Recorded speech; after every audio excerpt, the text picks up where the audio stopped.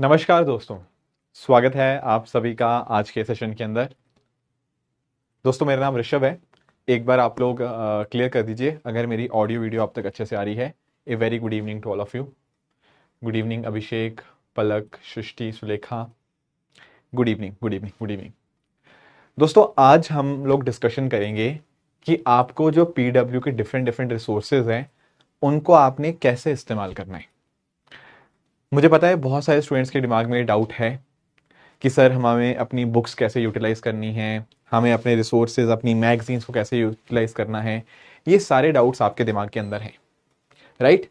अगर कुछ डाउट आप कुछ स्पेसिफिक हैं तो आप ऐड ऑन करो। मैं कोशिश करूंगा लेक्चर के अंदर वो भी कवर करने की। वैसे मुझे आज के सेशन में आपको बताना है कि हमारी टीम की तरफ से जो आपको बुक्स प्रोवाइड करी जाएंगी, जो भी रिसोर्सेज हैं, जो भी मैगजीन्स हैं, आप उसको कैसे यूटिलाइज कर सकते हो अपनी प्रेपरेशन के अंदर।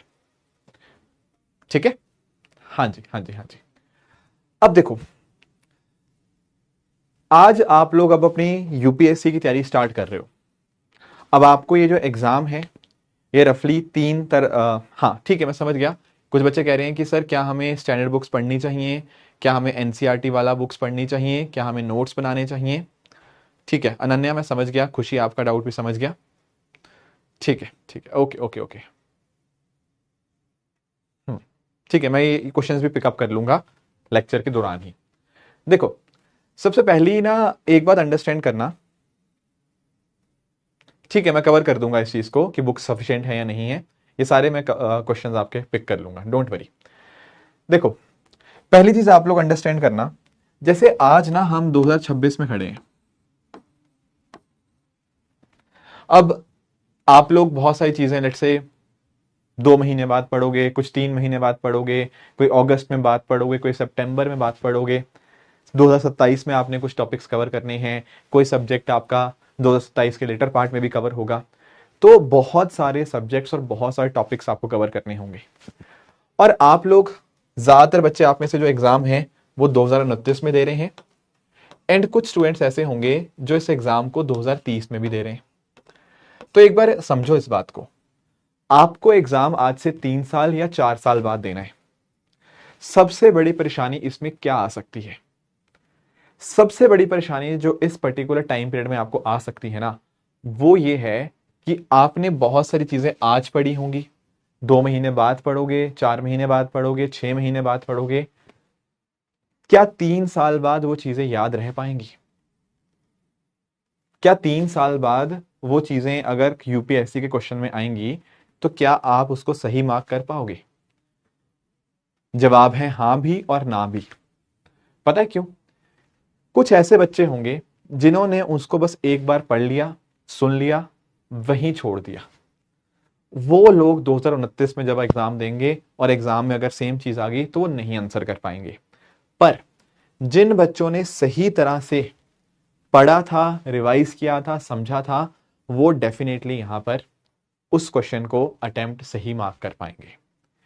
तो होता पता क्या है, अक्सर मैं स्टूडेंट से बात करता हूं तो जब भी मैं बात करता ना, उनके दिमाग में ये बात आती है कि सर मैंने पिछले महीने हिस्ट्री पढ़ा था, पिछले महीने मैंने पॉलिटी पढ़ा था, पिछले महीने मैंने ज्योग्राफी पढ़ा था। जब मैंने वो सब्जेक्ट पढ़ा था तब मुझे याद था, पर आज मैं फिर से वही कागज कॉपी उठा के देखता हूं ना, तो मुझे ऐसा लगता है कि मुझे कुछ भी याद नहीं। सर ने पढ़ाया था, हमें अच्छे से समझ भी आया था, बट अब जब मैं वो सेम पेपर उठा के देख रहा हूं मुझे कुछ भी याद नहीं लग रहा। ऐसा लग रहा है कि मुझे बिल्कुल नया तरह से उसको पढ़ना पड़ेगा, दोबारा से उसको पढ़ना पड़ेगा। तो दिक्कत पता क्या आती है, हम दोबारा से उसके लेक्चर देखने लग जाते हैं। अब एक बात अंडरस्टैंड करो, पढ़ा आपने लिया था पर आप भूल गए, उसको याद करने के लिए आपको फिर से लेक्चर देखने पड़ रहे हैं। तो ऐसा कितनी बार करोगे? तो इसलिए जरूरी पता क्या है कि हमें अपने पढ़ने का तरीका, हम अपने लेक्चर को कैसे यूटिलाइज करें, हम अपनी बुक्स को कैसे यूटिलाइज करें, ये तरीका अगर हमें आता है ना, तो हमारे लाइफ में बहुत सारे घंटे बच सकते हैं। और इसीलिए मैं आज का सेशन आपके साथ डिस्कस करना चाहता हूं कि कैसे लेक्चर्स का, कैसे आपने बुक्स का, कैसे रिसोर्सेस का सही इस्तेमाल करना है। अब इसको मैं आपको एक एग्जाम्पल के माध्यम से समझाता हूं। देखो, एक ना हमारी कर्व होती है, हमारी याद करने की कर्व इसको बोलते हैं।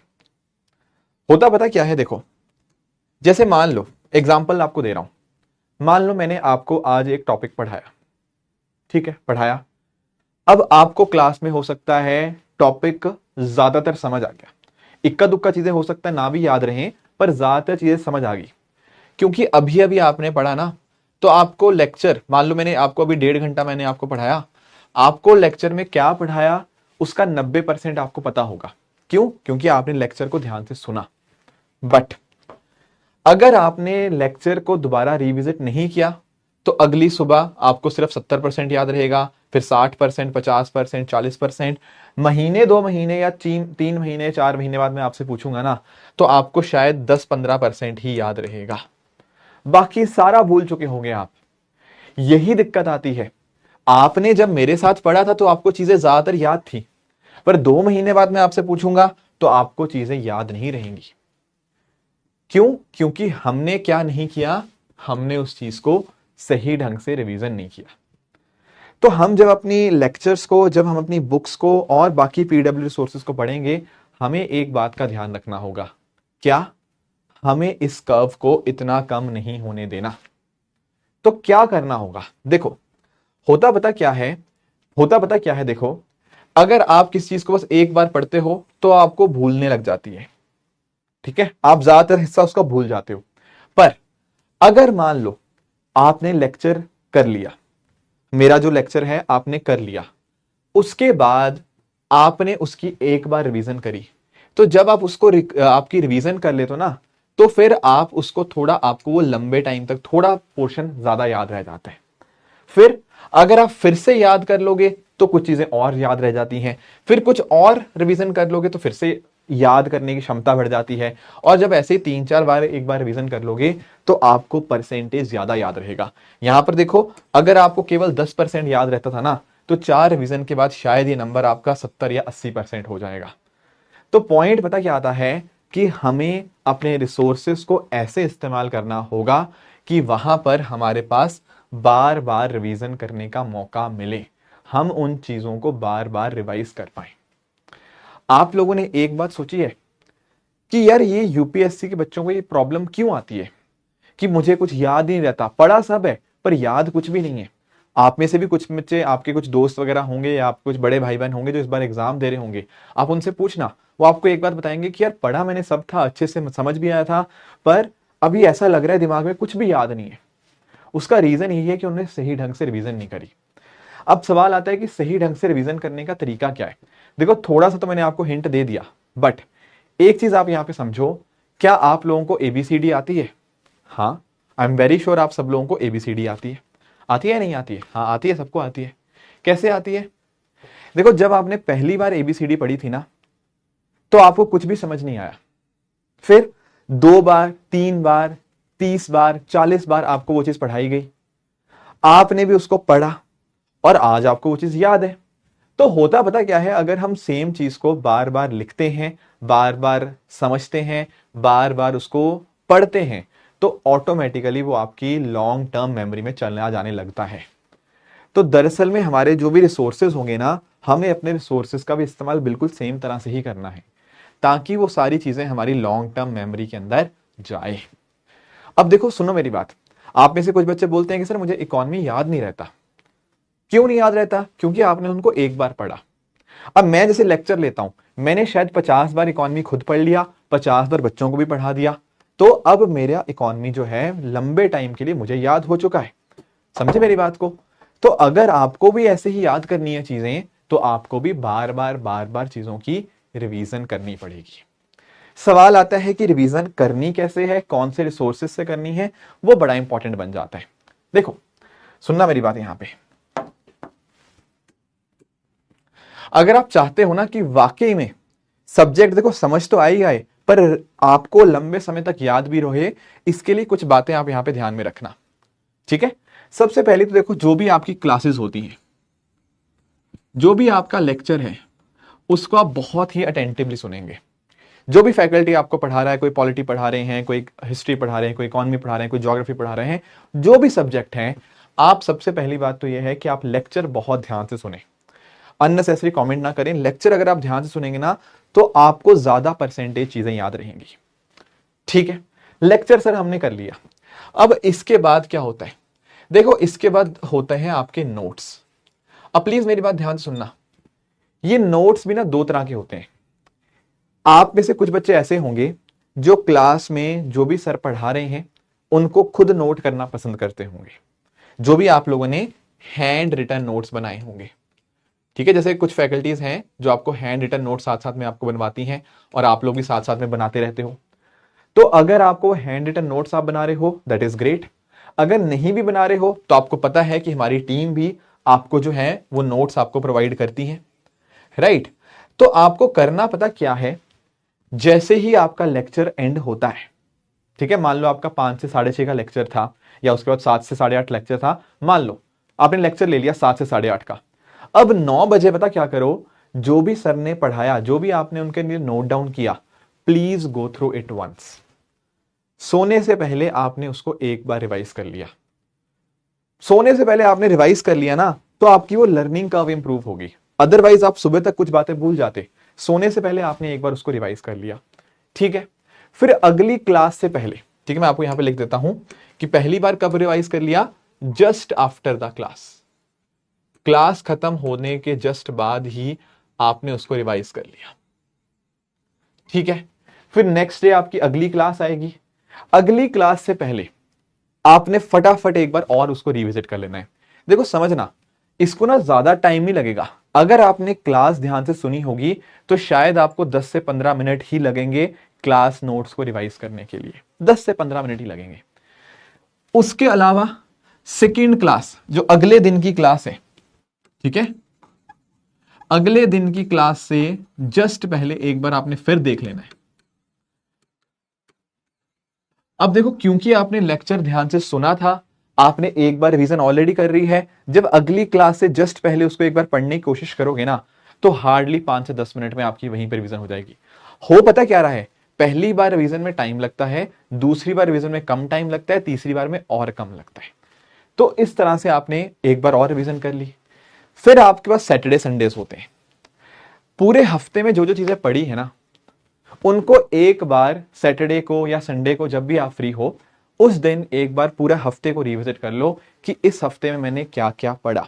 सोचने की, समझने की कोशिश किया करो वीकेंड के अंदर कि पूरे वीक में मैंने क्या क्या पढ़ा, ठीक है। और एक आखिरी रिवीजन आपको कब करनी है, जब आपका पूरा सब्जेक्ट कंप्लीट हो जाए। 4 रिवीजन मैं आपसे एक्सपेक्ट कर रहा हूं। देखो, कई बच्चे बोल सकते हैं मुझे कि सर इसमें तो मुझे बहुत ज्यादा टाइम लग जाएगा। मुझे पता है आप में से कई बच्चे सोच रहे होंगे कि सर इसमें तो हमें बहुत ज्यादा टाइम लग जाएगा। देखो ऐसा नहीं है, आपको देखने में लग रहा है कि आप 4 बार रिवाइज कर रहे हो तो बहुत टाइम लगेगा, बट नहीं।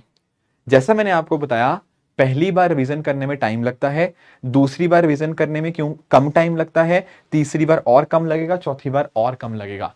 उसका रीजन यही है कि आपने चीजें ऑलरेडी, लेक्चर भी देख रखा है, आपने उनको ऑलरेडी रिवीजन भी कर रखी है, तो अगली रिवीजन करना आपके लिए आसान होगा।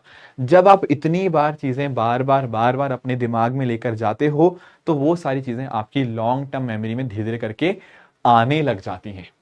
पहली बार कोई चीज पढ़ते हैं ना, मुश्किल लगती है, 10वीं बार कोई चीज पढ़ते हैं तो आसान लगती है। हमें यही चीज करनी है। ऐसे हमें अपने रिसोर्सेज यूटिलाइज करने हैं कि हाँ, हमने लेक्चर देखा, हमने उसके नोट्स पढ़ लिए, हमने क्लासेस के बाद उसकी यहां पे रिवीजन कर ली। Are you able to understand कि इस कर्व का मतलब क्या था? जितनी ज्यादा रिवीजन रिवीजन रिवीजन रिवीजन होती रहेगी, उतना ही ज्यादा वो चीज आपको अच्छे से याद होती रहेगी। इज दिस पॉइंट क्लियर और नॉट?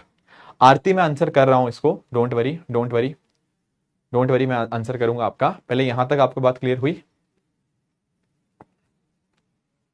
गुड। चलो, ये तो बात हुई चीजों की। अब इसके बाद एक सवाल और आता है कि सर मैंने लेक्चर देख लिया, मैंने अपने नोट्स भी पढ़ लिए, पर मुझे ये कैसे पता लगेगा कि मुझे चीजें समझ आई या नहीं आई? क्या उसका भी कोई तरीका है कि मुझे कोई चीज समझ आई होगी या नहीं आई होगी? Answer is yes. और यहां पर भी पीडब्ल्यू जो है आपको एक इंपॉर्टेंट रिसोर्स यहां पे प्रोवाइड करता है। वो क्या है? वो क्या है? आपको यहां पर प्रैक्टिस करवाई जाएगी। ये प्रैक्टिस देखो ऐसे ही नहीं करवाई जा रही, इसका कुछ पर्पस है। जैसे आप लोग जानते होंगे कि प्रीलिम्स के लिए आपकी डीपीपीज होती हैं, डेली प्रैक्टिस शीट्स जो आती हैं, और ऐसे ही मेंस के लिए आपका डीएमपी होता है जहां पर आप मेंस की आंसर राइटिंग करते हो। इसको देना क्यों अच्छी बात है, मेरी बात समझना। देखो, जब आपने कोई चीज पढ़ी, आपने पढ़ ली क्लास में, ठीक है, आपको समझ भी आ गया, आपने उसको नोट्स अपने पढ़े, रिवाइज किया, तो आपको चीजें याद होने लग जाएंगी। पर क्या आप उनको अप्लाई कर पा रहे हो या नहीं कर पा रहे हो? देखो, चीजें समझना अलग बात होती है और समझकर उनको अप्लाई कर पाना रियल वर्ल्ड के अंदर वो एक अलग बात होती है। जैसे मैं आपको एग्जांपल देता हूं, मैं आपको यह समझा दूंगा कि रेपो रेट का मतलब क्या होता है, मैं आपको यह समझा दूंगा कि रेपो रेट कैसे कैसे इंपैक्ट करता है, पर कल को कोई क्वेश्चन वो घुमा के पूछने की कोशिश करे, वो तभी आप आंसर कर पाओगे जब आप उनको एप्लीकेशन पार्ट जानते होंगे। तो ये जो आपको प्रैक्टिस क्वेश्चंस करवाए जा रहे हैं ना, इनका पर्पस यही है कि आपने जो चीजें समझी हैं, क्या आप उनके एप्लीकेशन भी आप अंडरस्टैंड कर पा रहे हो नहीं। और यूपीएससी दरअसल में एप्लीकेशन बेस्ड एग्जाम ही है, वो ये नहीं पूछना चाह रहा कि इसका मतलब बता दो, वो इनमें इंटरेस्टेड नहीं है, वो एप्लीकेशन में ओरिएंटेड है। तो हमें यहां पर इस एप्लीकेशन के ऊपर भी ध्यान देना है। एंड सेम चीज डीएमपी का पर्पस भी आपकी यहां पे आंसर राइटिंग भी है। तो ये जो आपका रिसोर्स बनाया गया है ना, ये रिसोर्स का क्या पर्पस है? ये डीपीपी डीएमपी रिसोर्स का पर्पस यही है, आपकी एप्लीकेशन को यहां पे चेक करना, कितना आप अच्छे से चीजों को अप्लाई कर पा रहे हो। ठीक बात है। So what you need to do is you need to follow this approach. क्या है ये approach? Approach is simple, read, revise, test and repeat. I repeat, पढ़ो, रिवाइज करो, टेस्ट दो, रिपीट करो। क्योंकि इन सब चीजों ने पता क्या किया, इन सब चीजों की वजह से क्या होता है, ये टॉपिक आपकी लंबे समय तक आपको याद होने लग जाता है। क्योंकि जब आपने चीजें पढ़ी, जब आपने किसी चीज को पढ़ा, आपको उस चीज के बारे में अंडरस्टैंडिंग हुई, आपको समझ आया, वो टॉपिक समझ आया, वो टॉपिक आपको याद रहे, उसके लिए आपको रिवीजन करनी पड़ेगी। उस टॉपिक में कितना समझ आया, कितना अप्लाई कर पा रहे हो, उसके लिए आप टेस्ट दोगे, अपनी गलतियां देखोगे कि मैं कहां कहां पर गलतियां कर रहा हूं और मुझे क्या क्या चीजें सुधारनी है, कैसे मैं उनको सुधार सकता हूं। वो यहां पर टेस्ट का एनालिसिस जो होगा वो आपको यहां पे बताएगा। एंड लास्ट में फिर इसी सेम प्रोसेस को आपने यहां पे रिपीट करते रहना है। ऐसा आप करोगे तो इस तरह से आपको चीजें लंबे समय तक याद होंगी। पहली चीज आपको ये समझ आई कि जो बेसिक रिसोर्सेज हैं, आपके लेक्चर्स, आपके क्लास नोट्स, आपके डीपीपी डीएमपी, आपने इनको कैसे इस्तेमाल करना है। क्या ये बात आपको क्लियर हुई या नहीं हुई? पहले मुझे ये बताओ। हाँ राखी, मैं बताऊंगा नोट्स कैसे बनाने हैं, पहले बताओ यहां तक बात क्लियर हुई या नहीं हुई। आप आगे बहुत जाते हो, पहले ये बताओ यहां तक बातें क्लियर हैं या नहीं है। एक एक करके हर चीज का हम समाधान निकालेंगे। ठीक है, ठीक है, चलो ये बात हमें यहां तक समझ आ गई। ठीक है सर, ठीक है। अब बात यहां पे आती है कि सर, अब आप हमें ये बताओ कि हमें बुक्स कैसे पढ़नी है और क्या सारी बुक्स पढ़नी है। ये डाउट बहुत बच्चों के दिमाग में आता है। कुछ बच्चे पूछ भी रहे हैं कि स्टैंडर्ड बुक्स हमें पढ़नी है या नहीं पढ़नी। देखो, सबसे पहले चीज आप अंडरस्टैंड करो, सबसे पहले हम लोग अपनी फंडामेंटल्स अपने स्ट्रॉन्ग करेंगे, आपको पता है। और फंडामेंटल स्ट्रॉन्ग करने के लिए सबसे इंपॉर्टेंट क्या है? हमारे एनसीईआरटी, राइट। ये हमारा अच्छा क्या करते हैं, ये अच्छा एक बेस बना देते हैं। एक फाउंडेशन बनाने के लिए हमारी जो एनसीईआरटी है वो इंपॉर्टेंट बन जाती है। अब होगा पता क्या कि आप लोगों को हमारी जो टीम है, हमारे डिफरेंट डिफरेंट जो फैकल्टीज हैं, वो आपको यहां पर एनसीईआरटी कवर करवाएंगे अपने लेक्चर्स के माध्यम से। ठीक है, जैसे मैं भी आपके साथ इकोनॉमी के लेक्चर्स लूंगा, एनसीईआरटी से पहले स्टार्ट करेंगे, पहले अपना बेस हम स्टार्ट करेंगे। अब होगा पता क्या कि एक बार जब आपने, मान लो मैं आपको एग्जांपल देता हूं, हालांकि देखो ये हर एक फैकल्टी का अपना अपना तरीका होता है, बट मैं फिर भी एक जनरल तरीका आपको बताता हूं कि मान लो आज किसी फैकल्टी ने आपको कोई चीज पढ़ाई और फैकल्टी ने आपको ये बोला कि आपको क्या करना है। जैसे मैं आपको एग्जांपल देता हूं कि मान लो लेट्स से किसी फैकल्टी ने आपको टॉपिक पढ़ा दिया मौर्य एम्पायर, और उन्होंने कहा कि देखो मैंने पूरा एनसीईआरटी कवर करवा दिया, अगर आपको खुद भी एक बार बुक को पढ़ना है then you can follow this particular NCERT. तो जैसे हमारी टीम ने भी एनसीईआरटी वाला बनाई हुई है, ठीक है, एनसीईआरटी वाला बुकलेट अपनी बनाई हुई है, तो अगर आप पढ़ना चाहते हैं आप इस एनसीईआरटी वाला से पढ़ सकते हैं। ठीक है, अब चाहे आप एनसीईआरटी बुक से पढ़ो, चाहे आप हमारी टीम की तरफ से जो कंपाइल्ड है एनसीईआरटी वाला वो लगभग सिमिलर ही है। जो इसमें से इंपॉर्टेंट कंटेंट था एनसीईआरटी से, वो हमारी टीम ने एनसीईआरटी वाला के अंदर इंक्लूड कर दिया है। जब हमारे रिस्पेक्टिव फैकल्टीज अपने अपने टॉपिक्स पढ़ाते रहेंगे, वो आपको बताते रहेंगे कि हाँ ये वाला टॉपिक कवर हो गया है और ये टॉपिक आपकी बुक में भी है, if you want to read from that you can read there. तो जैसे जैसे आपके टॉपिक्स कवर होते रहेंगे, आप उनको एनसीईआरटी के कवर यहाँ पे साथ में कर सकते हो। पर मेरी बात ध्यान से सुनना, एनसीईआरटी इस एग्जाम की शुरुआत के लिए अच्छी है, पर सिर्फ और सिर्फ एनसीईआरटी से पेपर नहीं निकलता। एनसीईआरटी इतना जरूर है कि हाँ 100 में से 20-25 क्वेश्चन आ जाएंगे एनसीईआरटी से प्रीलिम्स के अंदर, बट बाकी क्वेश्चन के लिए आपको एडवांस चीजें पढ़नी पड़ेंगी। बाकी चीजों के लिए जैसे मेंस के लिए आपको और एडवांस वाला पोर्शन जो है वो यहाँ पे कवर करना होगा, राइट। हाँ विवेक, मैं आपकी बात समझ गया। तो उस केस में आप क्लास 11th की पढ़ लो। मेरी बात समझो, एक बच्चों को ये भी डाउट आता है कि क्लास 6 की पढ़े एनसीईआरटी या क्लास 11th की, दोनों में सेम टॉपिक्स हैं। तो देखो क्लास 11th पता क्या है, वो अच्छी लैंग्वेज में, अच्छी लैंग्वेज मतलब तो उनके जैसे क्लास 6 है, वो 6th क्लास के बच्चे के हिसाब से लैंग्वेज वहां पे थोड़ी आसान दी हुई है, कि बहुत बेसिक लैंग्वेज दी हुई है। क्लास 11th वाली एनसीईआरटी अच्छी हैं क्योंकि वो 11th के बच्चे के माइंडसेट के हिसाब से लिखी गई हैं। समझे मेरी बात को? हाँ, और उन्हीं का जो इकट्ठा वाला कंपाइलेशन है वो एनसीईआरटी वाला के अंदर है। तो अगर आपको एक सिंगल जगह के ऊपर पढ़ना है, then you can read NCERT वाला, that is a good source, you can read them. Okay, हाँ, नहीं चिंता ना करो, एनसीईआरटी वाला बुक नहीं मिली, कोई बात नहीं, कोई बात नहीं, मिल जाएगी आपको, टाइम पे आ जाएगी, डोंट वरी अबाउट इट। ठीक है, तो एनसीईआरटी वाला से आप अपने एनसीईआरटी लेक्चर जब होंगे वो यहां पे कवर कर सकते हो। दिक्कत पता कहां पे आती है? दिक्कत आती है एडवांस के अंदर, दिक्कत आती है एडवांस लेक्चर्स जब हमारे आएंगे। अब फिर से वही बात है कि सर एडवांस लेक्चर्स के लिए हमें पता है कि जो टीम है वो हमें यहां पर ये बुक्स प्रोवाइड करती है। आप सब लोगों ने बुक्स देखी है ये वाली, ठीक है, जो यूपीएससी वाला बुकलेट्स आती हैं, all of you must have seen this booklets. अब जैसे यहां पर ना आपको एडवांस पोर्शन जब आपका आएगा तो आपके लिए ये बुकलेट्स होती हैं उसमें, जैसे इसमें आपकी Indian art and culture, governance, ethics, integrity, इसी तरह से आपकी टोटल 22 बुकलेट्स होती हैं। There are total of 22 booklets जो आपको यहाँ पे यूपीएससी वाला की बुकलेट्स आपको मिलेंगी। इनमें एक सीसेट की बुकलेट भी है जो कि मैंने ही लिखी है, सीसेट की जो बुक है। बाकी हमारी जो टीम है उन्होंने बाकी जो 21 बुक्स हैं वो यहाँ पे हमारी टीम ने यहाँ पे लिखी हैं। अब इसमें आप एक बात अंडरस्टैंड करना, ये जितनी भी बुक्स है ना हमारी, हाँ ये जो यूपीएससी वाला की जो बुकलेट्स होती हैं, अब यहाँ पर ना ये एडवांस पोर्शन के लिए काफी अच्छी हैं। पर प्लीज मेरी बात ध्यान से सुनना, ये बुक्स में आपको करनी होती है selective reading. What do mean by, देखो सिलेक्टिव रीडिंग, जैसे मैं आपको एग्जांपल देता हूं। ये बुक्स के अंदर ना हमने डिफरेंट जो अच्छी अच्छी जैसे स्टैंडर्ड बुक्स का कंटेंट है वो एक सिंगल बुक के अंदर कंपाइल कर दिया है, ठीक है। तो होता पता क्या है, जैसे मान लो हिस्ट्री की बात करो, काफी डिटेल में हर एक मुद्दा यहां पे हमने एक्सप्लेन कर रखा है, हमारी जो टीम है उन्होंने हर एक मुद्दा काफी डिटेल में दे रखा है। अब क्या है, अब इसको आप एक रेफरेंस बुक के तौर के ऊपर इस्तेमाल कर सकते हो, या फिर जैसे फॉर एग्जांपल किसी फैकल्टी ने बोला कि जैसे कोई टॉपिक है, फैकल्टी ने बोला कि ये टॉपिक हमने क्लास में डिस्कस कर लिया है, इसके रिगार्डिंग आप इस बुक से यहां पे इसको पढ़ सकते हो। अगर मान लो कोई फैकल्टी बोलता है कि नहीं मेरे नोट्स काफी हैं, देखो हर किसी ना फैकल्टी का तरीका अलग अलग होता है पढ़ाने का। जैसे अगर मैं बात करूं हिस्ट्री की, तो जैसे कई फैकल्टीज हैं वो हिस्ट्री को इतना डिटेल में पढ़ा देंगे, वो बोलेंगे कि नहीं मेरे नोट्स काफी हैं, आपको साथ में कोई बुक फॉलो की करने की जरूरत नहीं, देन दैट इज ओके।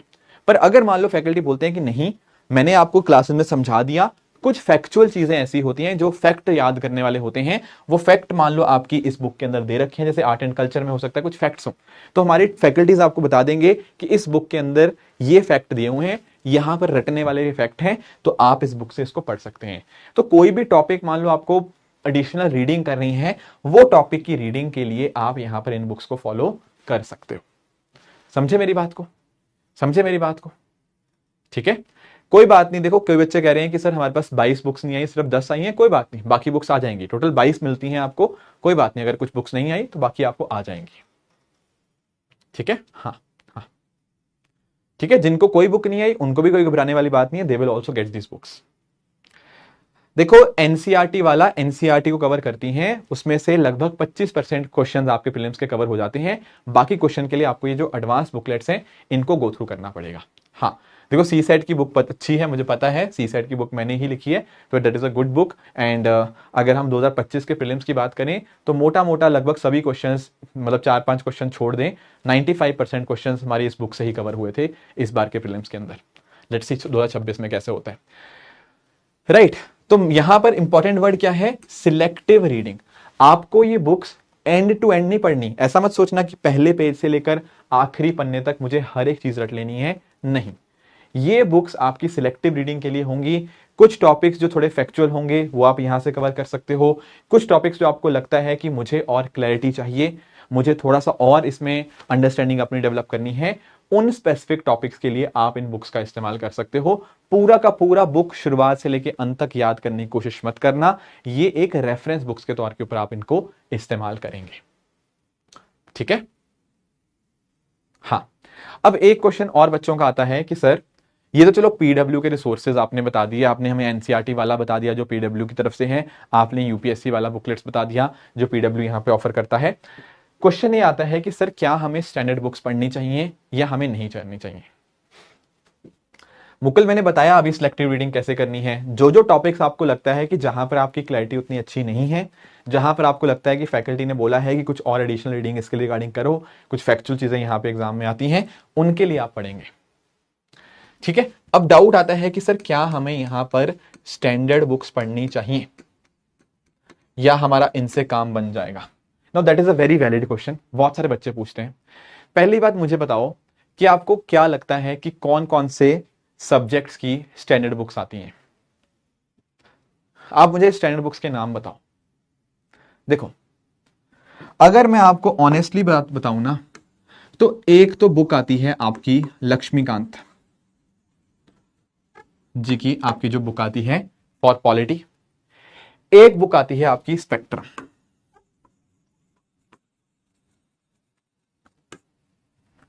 इसके अलावा कोई भी और बुक स्टैंडर्ड बुक नहीं है। जैसे हिस्ट्री के लिए लोग स्टैंडर्ड बुक क्या बताते हैं, आपने टॉपर्स की बातें सुनी होंगी, you must have heard about toppers की हिस्ट्री के लिए सबसे अच्छी बुक कौन सी है, दे विल ऑलवेज टेल कि एनसीईआरटी इज गुड। ज्योग्राफी के लिए 11th और 12th क्लास की एनसीईआरटी बहुत ही शानदार है, ठीक है ना। इकोनॉमी के लिए कोई स्टैंडर्ड बुक है ही नहीं, इकोनॉमी के लिए जो करंट अफेयर्स होते हैं वो हमें गो थ्रू करने होते हैं अपने स्टैटिक कंसेप्ट के साथ रिवाइज करके। बाकी इसके अलावा आपके पास कोई स्टैंडर्ड बुक नहीं है। अनुस्मिता कह रही है जीसी लियोंग ने, GC Leong is not standard book. GC Leong से आप जरा मुझे देख के बताना कि पिछले सालों में कितने क्वेश्चन आए हैं। उससे ज्यादा क्वेश्चन तो आराम से किसी भी बुक, उससे ज्यादा क्वेश्चन तो एनसीईआरटी से आ जाते हैं, ठीक है। तो एनसीईआरटी आज स्टैंडर्ड बुक दे, ठीक है। बाकी देखो इसके अलावा कोई भी बुक्स आपकी स्टैंडर्ड बुक्स नहीं है। जो हिस्ट्री या ज्योग्राफी की आप बात कर रहे हो, दोज आर एनसीईआरटी इटसेल्फ, ठीक है। और ऐसे भी बाकी जो आप बुक्स का नाम ले रहे हो वो सारी बुक्स आपकी स्टैंडर्ड बुक्स नहीं है। ये दो books plus the NCERTs, those are your standard book, right. चलो ठीक है सर, अब समझ आता है, ठीक है।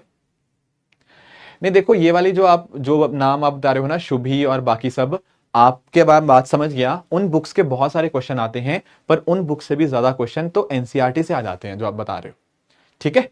हाँ हाँ हाँ हाँ, तो सर क्या हमें ये बुक्स पढ़नी चाहिए या फिर हम यूपीएससी वाला बुकलेट्स पे रिलाई करें। देखो ऑनेस्टली मैं आपको बताता हूं, मैं बिल्कुल भी कोई चीज में बायसनेस के साथ नहीं बोलता, मैं बिल्कुल जो सच होता है मैं वही बोलता हूं। अब मेरी बात ध्यान से सुनो, जो हमारी टीम ने पॉलिटी की बुकलेट बनाई है ना, उसमें हमारी टीम ने कोशिश पता क्या करी है कि ठीक है जो भी पॉलिटी की इंपॉर्टेंट बुक्स हैं, जैसे आपकी लक्ष्मीकांत तो एक बुक है, ऐसे ही जो आपकी और डिफरेंट डिफरेंट अच्छी अच्छी बुक्स मार्केट में देखने को मिलती हैं, उन सब का जो इंपॉर्टेंट बातें हैं, उन सब का जो कंपाइलेशन है, वो हमारी टीम ने प्रोवाइड करने की कोशिश करी है कि डिफरेंट डिफरेंट बुक्स के इंपॉर्टेंट कंसेप्ट एक सिंगल बुक में कंपाइल करने की कोशिश करी है। तो if you want you can read polity booklet हमारी जो टीम ने बनाई है, if you want you can read Laxmikanth also, no worries. दोनों में से जो आपको आसान लगे आप वो पढ़ सकते हो। लक्ष्मीकांत बुक पढ़नी है, बहुत अच्छी बुक है, पर्सनली मैं आप बोलता हूं बहुत अच्छी बुक है। आपको पीडब्ल्यू की पॉलिटी बुक पढ़नी है, बहुत अच्छी बुक है, कोई दिक्कत नहीं, दोनों में से जो पसंद हो वो पढ़ सकते हो। सेम गोज फॉर स्पेक्ट्रम, आपको हमारी टीम की तरफ से भी हिस्ट्री की बुक्स मिल जाएंगी, है ना। और स्पेक्ट्रम तो मतलब स्पेक्ट्रम भी आप पढ़ सकते हो, दोनों ही अच्छी हैं, दोनों में से जो आपको ठीक लगे दैट इज फाइन। लैंग्वेज आपको जिसके साथ कंफर्टेबल लगे आप उस बुक को पढ़ सकते हो। इसमें कोई ऐसा नहीं है कि हाँ ये बुक खराब है ये बुक अच्छी है, नहीं। और बाकी एनसीईआरटी बुक्स तो आपको यहाँ पे मिल ही रही हैं, एनसीईआरटी तो आपको पढ़नी ही है डेफिनेटली अपने बेस को स्ट्रॉन्ग करने के लिए। Do you get my point? इसके अलावा there are no standard books, let me make this very very clear, there are no standard books. कुछ बच्चे बीच में कुछ कुछ नाम ले रहे हैं, देखो मेरी एक बात सुनो, मेरी बात जो बच्चे बता रहे हैं, अब मैंने आपको रेपो रेट पढ़ाया, ठीक है ना, आपने किसी बुक में पढ़ना सोचा, अब आप वो यूपीएससी वाला बुकलेट में पढ़ोगे, यहां पर भी रेपो रेट की वही डेफिनेशन मिलेगी, आप कोई XYZ बुक में पढ़ोगे वहां पर भी सेम डेफिनेशन मिलेगी, कोई अलग डेफिनेशन नहीं होगी कहीं पर। इकोनॉमी ना डायनेमिक सब्जेक्ट है, ये बदलता है, इसीलिए अभी तक कोई इकोनॉमी की सिंगल स्टैंडर्ड बुक नहीं है। आपने एक काम करना, मैं आपको एक छोटा सा एग्जांपल देता हूं, मैं आपको छोटा सा एग्जांपल देता हूं, आप ना रैंक 1 को उठाना इस बार टॉपर, रैंक 2 को देखना, रैंक 3, रैंक 4, रैंक 5, इनकी बुक लिस्ट चेक करना कि इन्होंने कौन कौन सी बुक्स बताई हैं। तो पता क्या होगा, हो सकता है कि रैंक 1 to 5 में ज्यादातर बच्चे बोलें कि हाँ हमने एनसीईआरटी पढ़ी, ज्यादातर बोलेंगे कि हाँ हमने स्पेक्ट्रम पढ़ा या लक्ष्मीकांत पढ़ा, बट इकोनॉमी के अंदर कोई बोलेगा कि मैंने यहां से पढ़ा, कोई बंदा बोलेगा ये बुक पढ़ी, कोई बंदा बोलेगा तीसरी बुक पढ़ी, कोई बोलेगा कि मैंने बुक पढ़ी नहीं, मैंने पूरा का पूरा जो करंट अफेयर से पढ़ा। ऐसे ही आपके बाकी और सब्जेक्ट्स हैं, एनसीईआरटीज हैं या फिर ये बुक्स हैं, only these are the standard books. Please इस बात को आप यहां पे समझिएगा। समझ गए? समझ गए आप लोग कि क्या पढ़ना क्या है? पॉलिटी और हिस्ट्री में चाहो तो आप ये बुक्स पढ़ सकते हो, अदरवाइज आप यूपीएससी वाला बुकलेट फॉलो करो, बाकी जगहों के ऊपर आप आराम से इनको कर सकते हो, but you need to do is selective आपका रीडिंग। अभी तक कोई कंफ्यूजन है? रेपो रेट में समझाऊंगा जब सही टाइम आएगा, जब आपको मैं इकोनॉमी पढ़ाऊंगा तो मैं आपको बताऊंगा व्हाट इज रेपो रेट, ठीक है? हाँ, तो सोर्सेस पता लगे क्या क्या पढ़ना है। एडवांस के अंदर आप इन बुक्स को पढ़ेंगे, अभी जब आपका एनसीईआरटी स्टार्ट होगा तब आप ये बुक्स बिल्कुल नहीं पढ़ेंगे। Late me make this very clear, जब आपकी एनसीईआरटी कवर होंगी तब आपको ये बुक्स नहीं पढ़नी। एनसीईआरटी करते समय आपको केवल और केवल जो मैंने आपको बताया था, आपकी जो एनसीईआरटी वाला हैं आप उनको पढ़ेंगे जब आपके एनसीईआरटी के लेक्चर्स चलेंगे। फातिमा पूछ रही है कौन सी एनसीईआरटी पढ़नी? देखो कोई मर्जी पढ़ लो, ओल्ड एनसीईआरटी न्यू एनसीईआरटी कोई खास फर्क नहीं आपको पड़ता उसमें, दोनों में से जो अच्छी लगे आप वो पढ़ सकते हो, कोई दिक्कत नहीं है, बोथ आर गुड, ठीक है। अब इसके अलावा ये तो चलो सर हम समझ आ गया कि अच्छा ठीक है, ये हमारे रिसोर्सेज हैं हमारे यूपीएससी के। हाँ, सी सेट के लिए आपको कोई बुक नहीं है, सी सेट के लिए यही बुक आपको जो मिलेगी वो काफी है। सी सेट में आपको ऐसा पढ़ाऊंगा कि आप बोलोगे कहीं और जाने की जरूरत ही नहीं है, ठीक है। हाँ, अब इसके बाद चलो ये बात होगी, और क्या चीजें होती हैं सर, और कौन कौन से रिसोर्सेज होते हैं पीडब्ल्यू की टीम की तरफ से? देखो, एक जो रिसोर्स बहुत इंपॉर्टेंट बन जाता है ना हमारी टीम जो आपको प्रोवाइड करती है, वो होती हैं हमारी करंट अफेयर्स की magazines.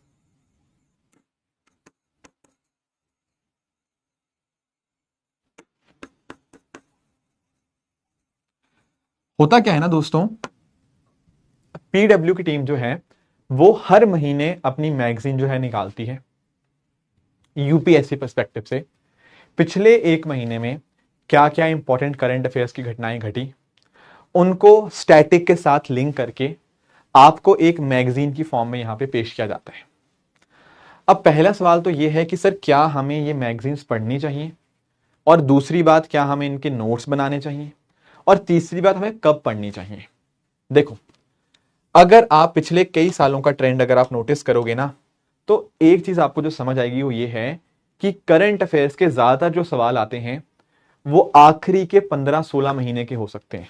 What I mean to से इज कि जैसे अगर आप लोग मई 2029 में एग्जाम देने जा रहे हैं, मान लो आपका प्रीलिम्स मई 2029 में है एग्जाम्पल के तौर के ऊपर, तो आप ना 1 जनवरी 2028 से लगभग 16 महीने पहले से आप अपने करंट अफेयर्स यहां से स्टार्ट कर सकते हैं, क्योंकि ज्यादातर क्वेश्चन करंट अफेयर्स के अगर आएंगे वो आखिरी 15 महीने के विद नहीं आएंगे, मतलब 1 जनवरी 2028 से लेकर अप्रैल 2029 तक के करंट अफेयर्स आएंगे मई 2029 के अटेम्प्ट के लिए। तो यहां से आपको करंट अफेयर्स अच्छे से आने चाहिए 1 जनवरी 2028 ऑनवर्ड्स, ठीक है। अब करंट अफेयर्स के भी अलग अलग सोर्सेज हो सकते हैं, आपके पास जो डिफरेंट आपके पास हैं आप वहां से पढ़ सकते हो, पर एक सोर्स अपनाना, एक सोर्स। करंट अफेयर्स में ये मत सोचना कि मैं ये भी कर लेता हूं, मैं ये भी कर लेता हूं, मैं ये भी कर लेता हूं, ऐसा कभी मत करना। एक सिंगल सोर्स आप अपनाएंगे करंट अफेयर्स के लिए, एक सिंगल सोर्स जो आप कंफर्टेबल हो। मैं यहां पे कोई नहीं बोलूंगा कि ये करो वो करो, जिस चीज के साथ आप कंफर्टेबल ज्यादा फील करते हो वो सोर्स करना, पर एक सिंगल सोर्स। साथ ही साथ क्वेश्चन ये आता है कि चलो सर मान लो हम इस मैगजीन को कवर कर रहे हैं, मान लो let's say we are following this magazine, हमारी जो पीडब्ल्यू टीम जो मैगजीन बनाती है पूरे महीने भर का करंट अफेयर इसमें कवर हो जाता है स्टैटिक के साथ लिंक करके। इसको पढ़ना, मान लो हम इसको पढ़ते हैं, तो क्या हमें इसके नोट्स बनाने होंगे? देखो पॉइंट पता क्या होता है, आप लोग एक चीज याद रखना, यूपीएससी में अगर आप कोई चीज पढ़ रहे हो तो अपने दिमाग में एक चीज लेकर चलना, अपने आप से सवाल पूछना, क्या मैं इस चीज की रिवीजन कर सकता हूं? क्या मैं ये रिवाइज कर पाऊंगा या नहीं कर पाऊंगा? देखो अगर जवाब है हां तो उस चीज को पढ़ना, अगर जवाब आता है ना कि मैं नहीं रिवाइज कर पाऊंगा तो उसको पढ़ने का कोई फायदा नहीं है। मुझे पता है आप में से बहुत सारे बच्चे ना रैंडम वीडियोस देखते हैं यूट्यूब के ऊपर, और आपको लगता होगा कि यार मैं तो अपनी तैयारी के लिए अपनी पढ़ाई में कंट्रीब्यूट कर रहा हूं ऐसे करके वीडियोस देख के। नहीं, आपने कुछ भी पढ़ना है, कोई भी बुक पढ़नी है, कोई भी वीडियो देखना है, उसका रिवीजन होना आवश्यक है, क्योंकि सिंपली अगर आप पढ़ लोगे वो आपको याद नहीं रहेगा। याद कब रहेगा? जब आपने उसकी रिवीजन करी होगी। तो पॉइंट पता क्या है, दो तरह से बच्चे इस मैगजीन्स को पढ़ते हैं। एक पता क्या है, एक बच्चे ऐसे करते हैं कि कुछ बच्चों को लगता है कि सर हम इन मैगजीन्स को हाईलाइट कर सकते हैं, कुछ इंपॉर्टेंट पॉइंटर्स हमने उनमें हाईलाइट कर लिए। हाईलाइट क्यों कर लिए? क्योंकि अगली बार जब मैं इस मैगजीन को रिवाइज करने की कोशिश करूंगा तो पूरी मैगजीन नहीं, सिर्फ हाईलाइटेड वाला हिस्सा ही रिवाइज करूंगा। कुछ बच्चे ऐसा करते हैं कि इन मैगजीन के बहुत ही शॉर्ट नोट्स बना लेते हैं, ऐसे शॉर्ट नोट्स जो रिवाइज करने पॉसिबल हो पाए, ऐसे शॉर्ट नोट जो रिवाइज करने पॉसिबल हो पाए। आप अपने हिसाब से देखो आपको ज्यादा बेटर तरीका कौन सा लगता है। क्या आप खुद के छोटे छोटे नोट्स बना के रिवाइज करना सही समझते हो, या आपको लगता है कि नहीं मैं बुक से रिवाइज कर लेता हूं अगर मैंने उनको हाईलाइट किया हो? ये तरीका भी अच्छा है, ये तरीका भी अच्छा है। मैंने देखो इस बार कई टॉपर से बात करी, ठीक है ना, रैंक 5 से मेरी बात हुई, रैंक 11 से बात हुई, बहुत सारे टॉपर्स मैंने बात करी। तो देखो पॉइंट ये निकल के आया कि कोई सिंगल तरीका नहीं होता रिवीजन का। मेरा तरीका अलग है, आपका तरीका अलग है। आप अपने हिसाब से देखो कि आपके लिए रिवीजन कैसे आसान हो रही है, इस तरह से या इस तरह से। इंपॉर्टेंट क्या है, रिवाइज होना पड़ेगा, रिवीजन होनी चाहिए। रिवीज ऐसा मत सोचना कि रिवीजन नहीं करनी, नहीं, पढ़ो तभी जब उसकी रिवीजन हो सकती है। तो ये एक आपका ये सोर्स होता है, तो उसको आप यूटिलाइज कब से करना स्टार्ट करेंगे? जब आपके आखिरी के लगभग 16 महीने बच जाएंगे अपने प्रीलिम्स के एग्जाम के लिए, तब से ये काम करना है। अभी से लेकर 2027 एंड तक करंट अफेयर्स से क्वेश्चंस ना के बराबर आते हैं, आखिरी 16 महीने करंट अफेयर्स आपके लिए रेलेवेंट रहेंगे। इज दिस पॉइंट क्लियर और नॉट? हाँ, अब एक चीज और भी है, एक चीज और भी है। कुछ बच्चों को दिमाग में आता है कि सर देखो हमारे पास ना इतना समय नहीं होता कि हम ये हर महीने करंट अफेयर की मैगजीन उठा के पढ़े, कि जनवरी के महीने के बाद जनवरी की मैगजीन पढ़ो, फरवरी के बाद फरवरी की मैगजीन पढ़ो, मार्च के बाद मार्च की। हमारे पास इतना समय नहीं है, हमारे पास और भी काम है। तो कोई दिक्कत नहीं है, हमारी टीम ने इसके लिए भी एक सोल्यूशन निकाला हुआ है। हमारी टीम ने भी इसके लिए एक सोल्यूशन निकाला हुआ है। आई नो आप में से बहुत सारे बच्चों को पता नहीं होगा इसके बारे में, कई बच्चों को ऑलरेडी पता होगा, बट मैं बता देता हूं। हमारी टीम ना, जैसे मान लो आपका एग्जाम है मई 2029, एग्जाम्पल मैं लेके चल रहा हूं कि मान लो हमारा एग्जाम है 2029 मई में, एग्जाम्पल। तो इससे लगभग 4 महीने पहले, इससे 4 महीने पहले यानी कि लगभग जनवरी 2029 में हमारी टीम पता क्या लेकर आती है? हमारी टीम उड़ान 500 बुकलेट्स लेकर आती है। सर ये क्या है उड़ान 500 बुकलेट्स? देखो कुछ बच्चे पता क्या करते हैं, करंट अफेयर्स पढ़ नहीं पाते साल भर, उनको परेशानी आती है। तो हम इन उड़ान 500 बुकलेट्स के अंदर पिछले 500 दिनों का जो करंट अफेयर्स होता है ना, लगभग 1.5 साल का, साल से 1.5 साल का जो करंट अफेयर होता है, वो इन सिंगल मैगजीन के माध्यम से हम उसमें सारा कवर करा देते हैं इस मैगजीन के अंदर। कि चलो ठीक है आप साल भर नहीं पढ़ पाए, यहां पर उसका इंपॉर्टेंट जो टॉपिक्स हैं वो एक सिंगल बुक के अंदर हम प्रोवाइड करने की कोशिश करते हैं, ताकि आपके करंट अफेयर्स यहां से कवर हो जाए। Do you get my point? कुछ बच्चे जो हर महीने पढ़ते हैं उन्होंने यहां से कवर कर लिया होगा। कुछ बच्चे जो हर महीने ये चीजें नहीं पढ़ सकते, उनको लगता है कि नहीं यार ऐसे नहीं मैं पढ़ पाऊंगा, हर महीने करंट अफेयर्स पढ़ता रहूं, तो उनके लिए यहां पर एग्जाम से जस्ट पहले, मतलब एग्जाम से लगभग 4 से 5 महीने पहले हमारी टीम उड़ान 500 बुकलेट्स लेकर आती है, जिसमें पूरे साल भर या 1.5 साल के जो करंट अफेयर्स हैं वो इकट्ठे एक ही जगह पे कवर कर दिए जाते हैं। Are you able to understand my point कि क्या क्या चीजें हैं? देखो पॉइंट पता क्या है, मेरी बात ऐसा देखो, एक बात ना ध्यान से सुनना मेरी बात, ठीक है, मेरी बात ध्यान से सुनना। अब किसी बच्चे के दिमाग में ये डाउट आ रहा होगा कि सर मतलब क्या इतना कुछ पढ़ना पड़ेगा, कि हाँ क्या हमें एनसीईआरटी वाला भी पढ़नी है, क्या हमें ये भी पढ़ना है, क्या हमें ना। होता पता क्या है, देखो हर बच्चे की ना कुछ डिमांड्स अलग अलग होती हैं, हर बच्चा एक अलग स्पेशल टाइम का होता है। समझ रहे हो मेरी बात को? मेरे बात आपको ना मैं एक बहुत इंटरेस्टिंग बात बताता हूं। ये जो उड़ान थी ना, बहुत टाइम पहले, आई थिंक 2019 के अराउंड ना सुमित सर ने स्टार्ट की थी। ठीक है, मैं सर के साथ 2019 में ही जुड़ा था, सुमित सर के साथ। मुझे लगभग अब 7-8 साल हो गए हैं यहाँ पीडब्ल्यू ओनली आया इसमें। तो तब हमने आ रहा ये ना आइडिया पता कहां से आया था, आप में से बच्चों ने बोला था, आप में से बच्चों ने बोला था उस टाइम के ऊपर सुमित सर को कि सर देखो हर महीने हम करंट अफेयर्स नहीं पढ़ सकते, आप कोई ऐसा सोल्यूशन बताओ कि साल भर का करंट अफेयर एक ही बार में हो जाए। तो तब सुमित सर ने उड़ान बुकलेट जो थी वो यहाँ पे बनाना स्टार्ट किया था। समझे मेरी बात को? तो देखो अगर कुछ बच्चे ऐसे हैं जो अपने करंट अफेयर रेगुलरली करते हैं तो फिर वो ये पढ़े, है ना। अगर आपने साल भर करंट अफेयर पढ़ा होगा तो फिर आपको कोई जरूरत नहीं है उड़ान 500 बुकलेट्स पढ़ने की। बट अगर कुछ बच्चे ऐसे हैं जिन्होंने साल भर करंट अफेयर नहीं वो फॉलो कर पाए किसी भी कारणवश, उनके लिए यहां पर वो सोल्यूशन यहां पे दिया गया है दैट दे कैन रीड उड़ान 500 बुकलेट्स। तो मेरा पॉइंट बहुत सिंपल सा है कि आप में से कुछ बच्चे रेगुलर पढ़ना पसंद करते हैं चीजें, कुछ बच्चे एंड में पढ़ना पसंद करते हैं, इट डिपेंड्स। तो हर टाइप के बच्चे के लिए हमारी टीम ने सोल्यूशन देने की कोशिश करी है। हर एक चीज नहीं पढ़नी, अगर आप ये पढ़ रहे हो उड़ान 500 तो इसको पढ़ने की जरूरत नहीं है, अगर आप ये पढ़ रहे हो तो फिर आपको यहां पे उड़ान 500 पढ़ने की जरूरत नहीं है। Do you get my point और नॉट? हर एक चीज में सोचना कि यार पीडब्ल्यू इतने सारे सोर्सेज में हर एक चीज को पढ़ लूं, ना भाई ना, ऐसे नहीं होता, ऐसे नहीं होता। ठीक है, समझे मेरी बात को? आप लोगों को एक बात और भी पता होगी, एक बात आपको और भी पता होगी आई एम श्योर, कि जैसे हमारी टीम उड़ान 500 बुकलेट्स निकालती है ना, ऐसे ही उड़ान बुकलेट्स भी आती हैं। Have you heard about them? क्या आपने कभी सुना है? एक तो उड़ान 500 आती है, एक आती है उड़ान बुकलेट। कभी सुना है आप लोगों ने इनके बारे में? सुना आप लोगों ने उड़ान बुकलेट्स के बारे में?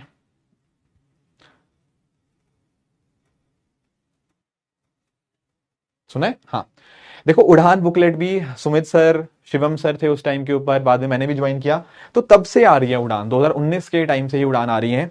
ठीक है, तो बहुत ही सक्सेसफुल है। अब होता पता क्या है, देखो अब जैसे आप लोगों ने तो अपने नोट्स रेगुलर रख रहे हैं, you will be making your notes properly, आपको नोट्स हमारी टीम भी प्रोवाइड करेगी, ठीक है ना।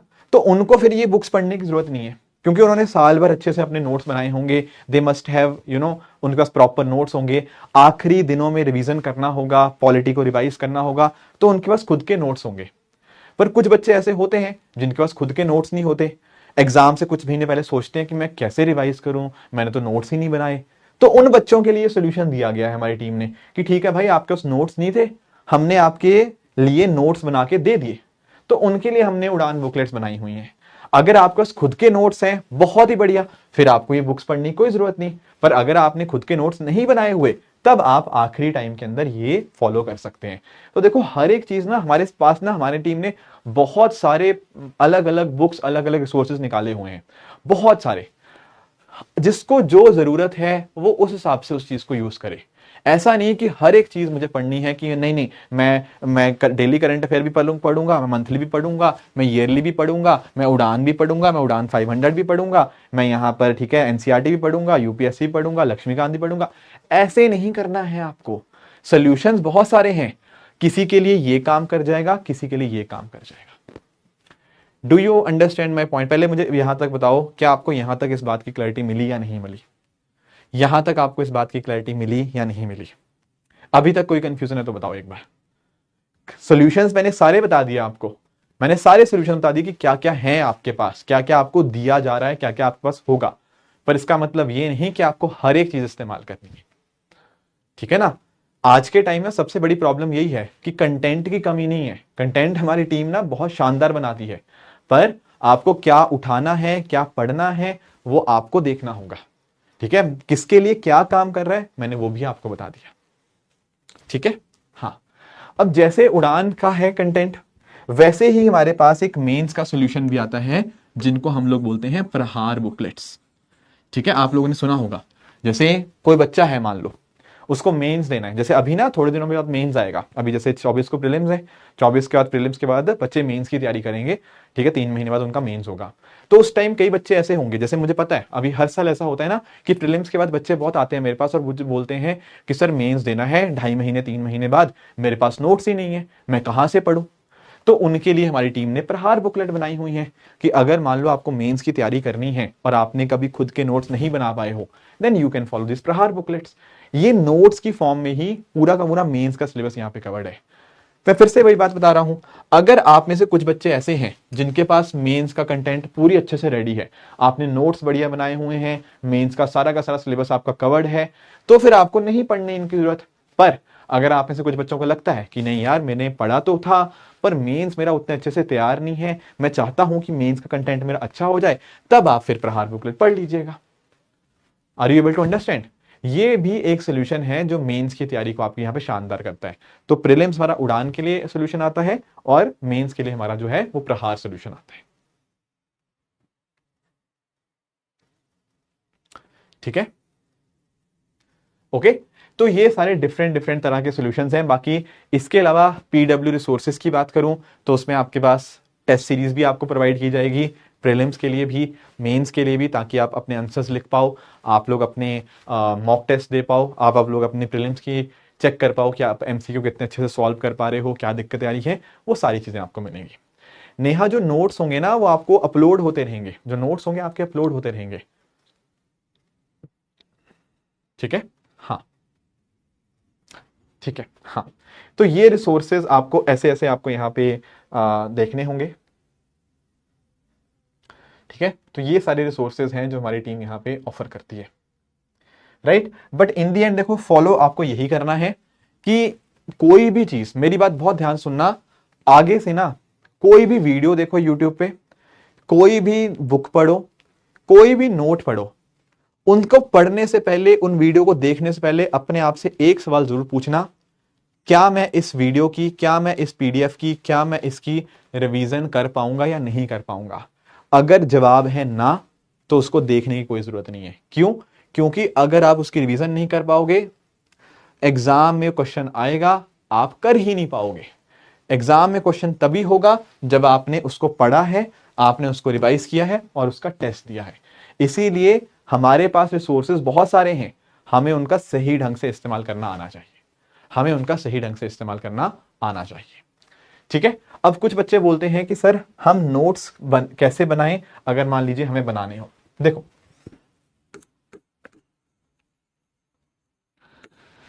आप लोग ना नोट्स का पर्पस समझो, नोट्स का आप मेरा पर्पस समझो। जैसे ना, मैं आपको एक सिंपल एग्जांपल दे रहा हूं।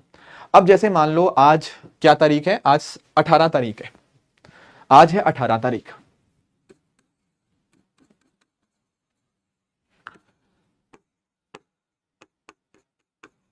आज से 6 दिन बाद ना बच्चों का प्रीलिम्स है, 24 मई को, इस बार 2026 का प्रीलिम्स है 24 मई को। अब देखो, आज के दिन ना मैं डरा हुआ हूं, मैं एक स्टूडेंट हूं मान लो, तो मैं डरा हुआ हूं, मेरे दिमाग में बहुत सारी चीजें चल रही होंगी कि यार मुझे ना पॉलिटी भी रिवाइज करना है, मुझे इकोनॉमी भी रिवाइज करना है, मुझे एक बार ज्योग्राफी भी रिवाइज करना है, मुझे एक बार फटाफट हिस्ट्री की भी डेट्स वगैरह याद करनी है। ये आ रहा होगा ना मेरे दिमाग में, बिल्कुल आ रहा होगा। ये चीजें, मेरे पास दिन तो 5 ही है, मैं क्या करूं इन 5 दिनों के अंदर? इन 5 दिनों के अंदर सर मैं लक्ष्मीकांत उठा के थोड़ी पढ़ सकता हूं। इन 5 दिनों के अंदर मैं पूरे की पूरी स्पेक्ट्रम थोड़ी रिवाइज कर सकता हूं। इन 5 दिनों के अंदर मैं पूरी की पूरी यूपीएससी वाला बुकलेट थोड़ी रिवाइज कर सकता हूं। पर अगर मेरे पास इनके रिगार्डिंग कुछ छोटे नोट्स होंगे, जिनको मैं फटाफट, जिनको मैं पहले भी रिवाइज कर चुका हूं, पहले भी मैं उनको पढ़ चुका हूं, भले वो क्लास नोट्स हो या जो भी आपने नोट्स बनाए होंगे, अगर मैं उनको फटाफट एक दिन में रिवाइज कर सकता हूं या नहीं? हाँ, इस एजेंडा के हिसाब से आपको नोट्स बनाने होंगे कि आखिरी मोमेंट के ऊपर जब मुझे चाहिए होगा कि हाँ यार मुझे फटाफट एक बार रिवीजन मारनी है, तो उसके लिए मेरे पास नोट्स होने चाहिए। इसका एक बहुत सिंपल सोल्यूशन पता क्या आता है? इसका एक सिंपल सोल्यूशन आता है आपका 10% रूल। क्या होता है 10% रूल? देखो, अगर मान लो आप एक पैराग्राफ पढ़ते हो, ठीक है ना, और उस पैराग्राफ में लगभग मान लो 100 वर्ड्स हैं, मान लो उस पैराग्राफ के अंदर 100 वर्ड्स हैं, तो आपके जो नोट्स होने चाहिए ना, वो 10 वर्ड से ज्यादा नहीं होने चाहिए, मतलब 10%। जो भी आपका साइज है उस पैराग्राफ का, उसका 10% से ज्यादा नहीं होने चाहिए। ऐसा नहीं होना चाहिए कि लक्ष्मीकांत का आपने एक पैराग्राफ पढ़ा, उसमें 100 वर्ड्स थे और आपने नोट्स बनाए और उसमें 80 वर्ड्स हैं। यार ये नोट्स नहीं होते।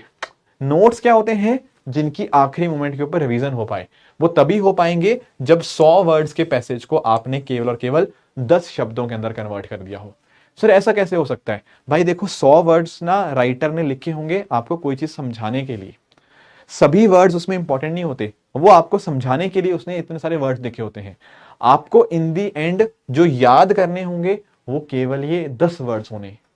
तो आप जो उसके बेस्ट जो चीजें हैं, जो आपको लगता है कि यार ये इंपॉर्टेंट है, ये एग्जाम में पूछी जा सकती है, मैं उसको भूल भी सकता हूं, सिर्फ उसी शब्द को यहां पे लिखो। हर एक वर्ड को डिट्टो कॉपी यहां पे हम नहीं करेंगे। We will not be copying every single word. हर डिट्टो वर्ड को हम यहां पे कॉपी यहां पे नहीं करेंगे, उसका कोई फायदा नहीं है। ठीक है, तो 10% इज द सिंपल रूल कि हाँ इतना काफी है। और सेम चीज मेंस के लिए भी काम आएगी हमारे। जब मेंस का पेपर देना होगा तो आपको पता होगा कि जैसे आप सिंपल एग्जांपल देखो, सिंपल एग्जांपल देखो, जैसे मेंस में पता क्या होता है, आपका पहले दिन होगा सुबह एसए का पेपर। फ्राइडे के दिन ना एसए का पेपर होता है सुबह सुबह, फ्राइडे मॉर्निंग। फ्राइडे मॉर्निंग के बाद अगले दिन आती है सैटरडे मॉर्निंग। सैटरडे मॉर्निंग आपको जीएस 1 का पेपर देना है और सैटरडे आफ्टरनून में जीएस पेपर 2। अब मैं आपको प्रैक्टिकल चीज बताता हूं। देखो, जो मेरा सबसे पहला अटेम्प्ट था जब मैंने अपना मेंस दिया, उसमें मुझे दिक्कत पता क्या आई? मैं सुबह सुबह 9 से 12 में जाके एसए का पेपर दे आया। अगले दिन 9 बजे मुझे जीएस 1 पेपर देना था, अगले दिन दोपहर 2 बजे मुझे जीएस पेपर 2 देना था। अब यहां से ना मेरे पास दोपहर के 12-1 बजे से रात के 9-10 बजे तक का टाइम था। अब इन 8-9 घंटे के अंदर मुझे अपना जीएस 1 भी रिवाइज करना था, मुझे अपना जीएस 2 भी रिवाइज करना था, क्योंकि अगले दिन इन दोनों के पेपर लिखने थे। क्या वो पॉसिबल है? जवाब है नहीं। पर अगर मैंने इनके छोटे नोट्स बना रखे होंगे, मान लो पूरा का पूरा जीएस पेपर 1 30-40 पेजेस में लिख रखा होगा, पूरा पूरा जीएस 2 इंपॉर्टेंट कंसेप्ट पूरे 30-40 पेजेस में लिख रखे होंगे, तो मुझे एग्जाम के टाइम के ऊपर उस घंटों के अंदर वो रिवाइज करने में परेशानी नहीं आएगी। ऐसे ही सैटरडे को ये पेपर हो गए, अगले दिन संडे को फिर से जीएस पेपर 3 और दोपहर में जीएस पेपर 4 लिखना होगा। ये कैसे हो पाएगा? यहां पर भी मुझे इस रात भर के अंदर इनको थोड़ा शाम में थोड़ा बहुत इनको रिवाइज करना पड़ेगा। वो तभी पॉसिबल है जब मैंने यहां पे इनको इनके कुछ शॉर्ट नोट्स बनाए होंगे। एक ना मैं आपको कहानी बताता हूं। एक ना मेरा स्टूडेंट था, अभी वो आईआरएस ऑफिसर है। तो उनके ना क्वेश्चन आया था जीएस 4 के अंदर।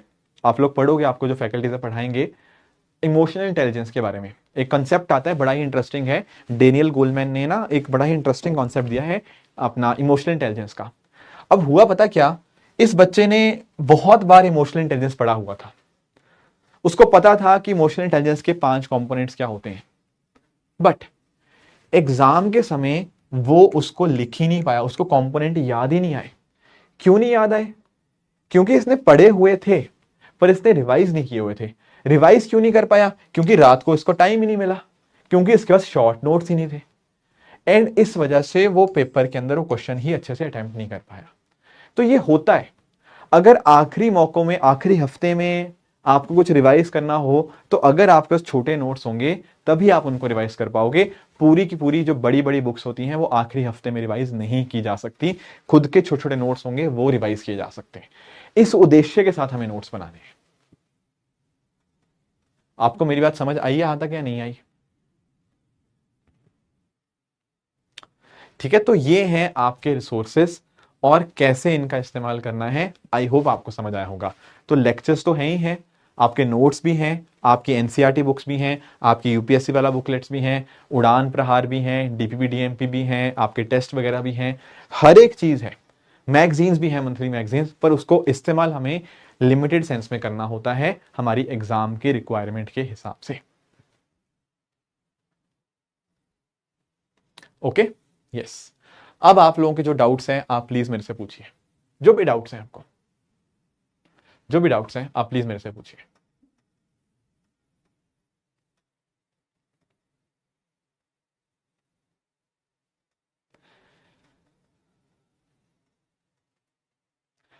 देखो, मैं ना आपको एक चीज बताता हूं। देखो, एक ना कुछ बच्चों का डाउट आ रहा है कि सर हम कॉलेज के साथ हमारा टाइम मैनेज नहीं हो पा रहा, हमारी यूपीएससी की तैयारी हमसे नहीं हो पा रही।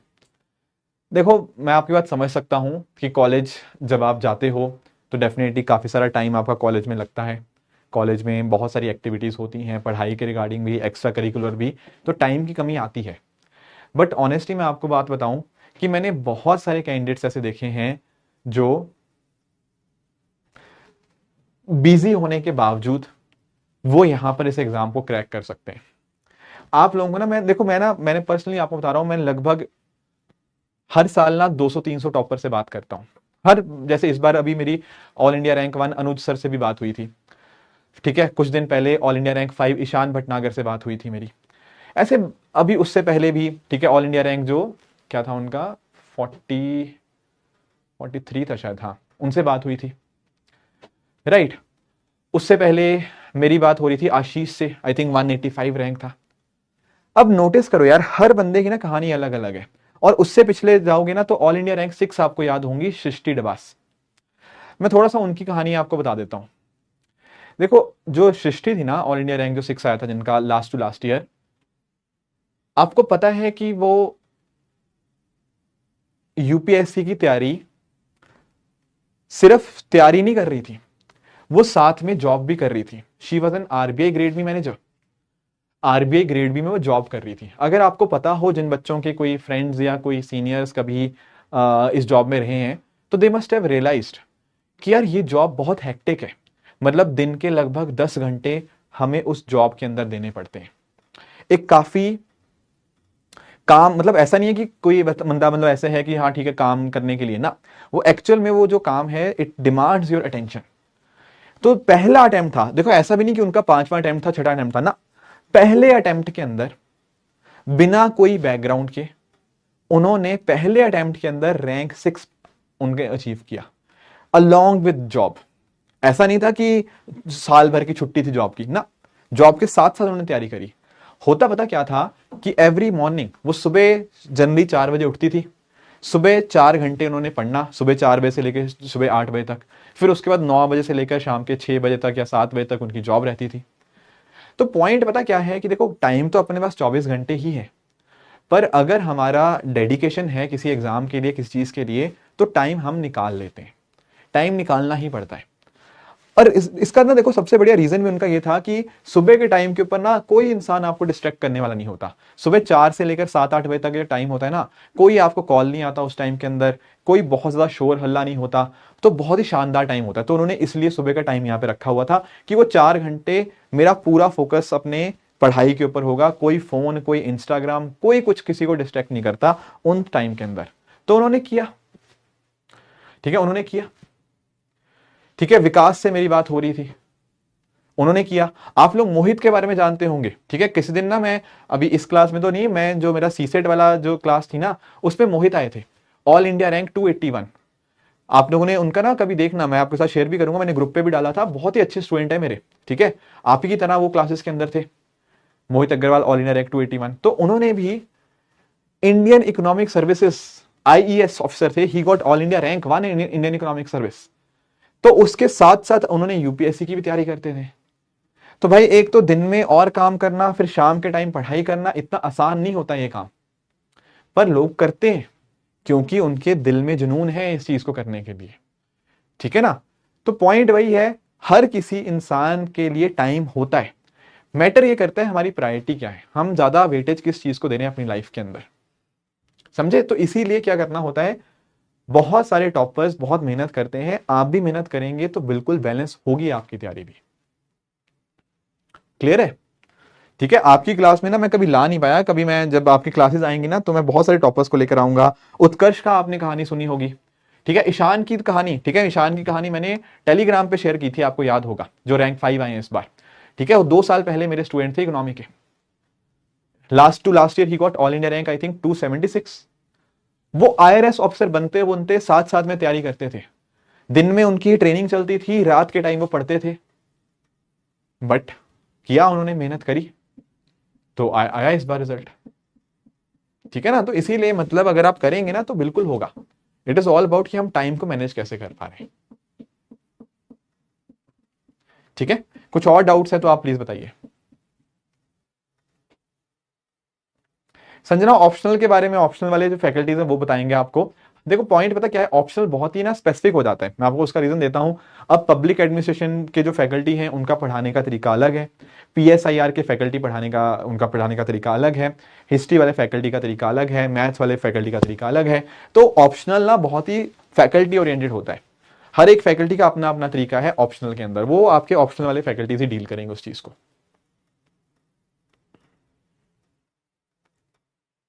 चलो thank you so much Shreshtha, thank you thank you.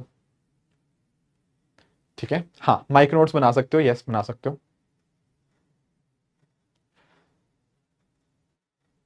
एक बच्चा पूछ रहा है कि सर हमें न्यूज़पेपर पढ़ना चाहिए या मैगजीन। देखो यहां पर पता क्या है, मेरा अगर आपसे मेरे से पूछेंगे तो पता क्या होता है, मैं आप सबसे बड़ी परेशानी बताता हूं। बहुत सारे बच्चे ना न्यूज़पेपर पढ़ना स्टार्ट करते हैं, और पढ़ना अच्छी बात भी है, न्यूज़पेपर कोई गलत बात नहीं है। पर दिक्कत पता क्या आती है बच्चे न्यूज़पेपर तो पढ़ लेते हैं, अखबार में कुछ खबरें आई वो तो पढ़ ली, बट दिक्कत यहां पे आती है कि उन्होंने एक बार अखबार पढ़ ली, वहीं पे बात खत्म, कभी उस चीज को वो रिवाइज नहीं कर पाते। अब देखो आपने मान लो 1 महीने बाद, 6 महीने बाद या 1 साल बाद कोई न्यूज पढ़ी, और मान लो यूपीएससी ने उसके रिगार्डिंग क्वेश्चन पूछ लिया, क्या आप लोग कर पाओगे? नहीं, आपने तो अखबार में बस चीज पढ़ी थी, याद ही नहीं रही मुझे तो। इसीलिए मुझे थोड़ा ऐसा लगता है कि जो बच्चे चीजें रिवाइज नहीं ना कर पाते उनके लिए मैगजीन ज्यादा बेटर रहती है, क्योंकि मैगजीन से ना रिवीजन हो जाता है इस चीज का। ठीक है, हाँ। आयुष मैंने बता दिया, आप दोनों में से एक कोई भी चीज पढ़ सकते हो, एनसीईआरटी बुक्स भी अच्छी हैं, और उन्हीं का ही जो कंपाइलेशन है हमारी टीम ने एनसीईआरटी वाला की फॉर्म में प्रोवाइड किया है, तो you can read either of them, या तो एनसीईआरटी पढ़ लो, और एनसीईआरटी पढ़नी ठीक है, नहीं तो आप एनसीईआरटी वाला पढ़ो, दोनों में से कोई मर्जी पढ़ लो, एक पढ़ लो कोई भी जो आपको ठीक लगे।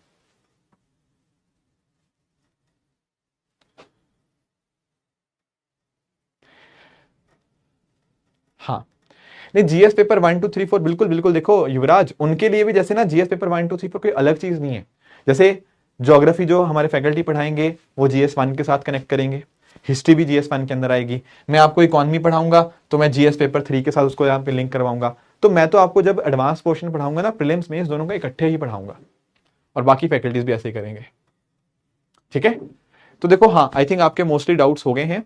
तो इन दी एंड देखो बात वही निकल के आई है कि रिसोर्सेज मैंने आपको सारे एक्सप्लेन कर दिए जो आपकी हमारी जो पीडब्ल्यू टीम है आपको ऑफर करती है। इट इज जस्ट दैट कि हमें उनका सही ढंग से जुडिशियली इस्तेमाल करना है। जैसे यूपीएससी वाला बुक्स की आपको सिलेक्टिव रीडिंग करनी है, आप अपने हिसाब से देखो कि आपके लिए क्या वर्क कर रहा है, मंथली मैगजीन पढ़ना वर्क कर रहा है, या साल भर के एंड में आपको लगता है कि मैं करंट अफेयर्स कवर कर पाऊंगा। तो पॉइंट वही है कि सोल्यूशन हमारी टीम ने आपको दे दिए हुए हैं, आप अपनी सहूलियत के हिसाब से उनका इस्तेमाल करेंगे।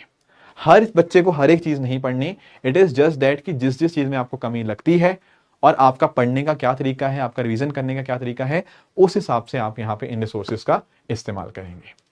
ठीक है, अनुराग का एक क्वेश्चन मैं लेता हूं। अनुराग पूछ रहे हैं कि सर लैंग्वेज पेपर की प्रिपरेशन कैसे करनी चाहिए। देखो अनुराग मैं आपको ऑनेस्टली बताता हूं, ऑनेस्टली बताऊंगा, ऑनेस्टली मैंने ना लैंग्वेज पेपर की कभी तैयारी नहीं करी। क्यों नहीं करी? देखो लैंग्वेज पेपर का ना आप एक बार पेपर उठा के देखना अनुराग, मुझे पता है आपने ना पेपर नहीं उठाया होगा, आप एक बार यूपीएससी की वेबसाइट पे जाना, जस्ट डाउनलोड लैंग्वेज पेपर। सबसे आसान चीज है दुनिया के अंदर उस लैंग्वेज पेपर को क्लियर करना, सबसे आसान चीज। कैसे सर? देखो अगर आपको इंग्लिश आती है, आती मतलब बेसिक इंग्लिश लिखना जानते हो ना, तो आप इंग्लिश में आराम से पास हो जाओगे, आराम से। 300 नंबर का पेपर आता है, आई थिंक 75 या 90 मार्क्स चाहिए होते हैं पास होने के लिए, मेरे कुछ 240 के आसपास थे। वेरी इजी पेपर, एक बहुत सिंपल सा एस्से लिखना होता है, 4 एस्से में से एक पैसेज का क्वेश्चन आते हैं, 75 मार्क्स का आई थिंक होता है। ऐसे ही बहुत ही बेसिक बेसिक चीजें आती हैं उस पर्टिकुलर चीज के अंदर, कुछ भी मुश्किल नहीं होता। वो सिर्फ ये चेक करना चाह रहे हैं कि भाई कल को आप डीएम बनोगे, क्या आप बेसिक अंग्रेजी जानते हो। एक इंग्लिश का पेपर होगा और दूसरी लैंग्वेज आपको चूज करनी होती है। जैसे मैंने हिंदी चूज करी थी, आप लोग भी अपनी, कोई हो सकता है कोई मणिपुर से हो तो वो मणिपुरी चूज कर सकता है, कोई पंजाब से हो पंजाबी चूज कर सकता है, हिंदी चूज कर सकते हो, कोई मराठी चूज कर सकता है, कोई गुजराती। वो बस चेक करना चाह रहे हैं कि आपको गुजराती अगर आपने चूज किया, क्या आपको बेसिक गुजराती आती है, क्या आप ग्रामेटिकल मिस्टेक्स तो नहीं करते हो। ट्रस्ट मी, अगर आप उस पेपर को देखोगे और अगर आपको बेसिक जानकारी है उस लैंग्वेज की, आपका पेपर आराम से क्लियर होगा, आराम से। बस वो ये देखना चाह रहे हैं कि कल को आप डीएम बनोगे, क्या आपको इंग्लिश और साथ में एक और लैंग्वेज की बेसिक जानकारी है या नहीं है।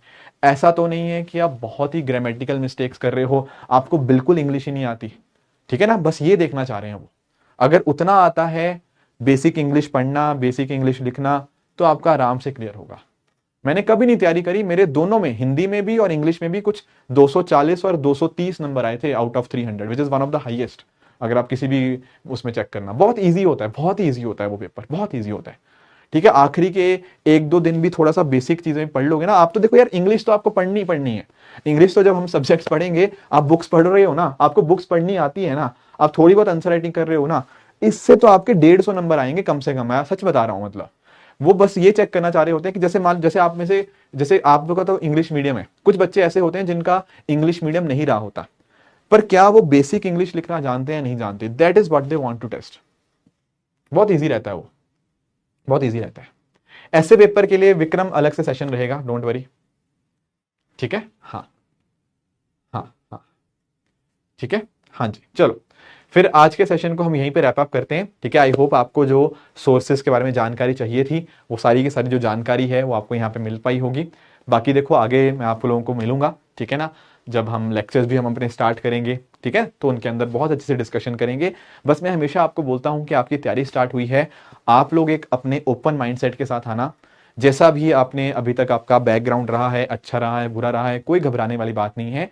अभी अगर आप अच्छे से मेहनत करेंगे, एक दिमाग में लेके चलेंगे कि हाँ मैं मेहनत करूंगा अच्छे से, तो डेफिनेटली आपको चीज़ें समझ भी आएंगी। और अगर आप साथ में, जो मैंने आपको बताया था कि आप चीज़ों को रीड करेंगे, रिवाइज करेंगे, टेस्ट करेंगे, रिपीट करेंगे, अगर ये चीज़ आप फॉलो करते रहे ना, तो फिर वो लंबे समय तक आपके माइंड में याद भी रहेंगी, ठीक है। So thank you so much for joining. इसी तरह से आप सब लोग हार्डवर्क करिए।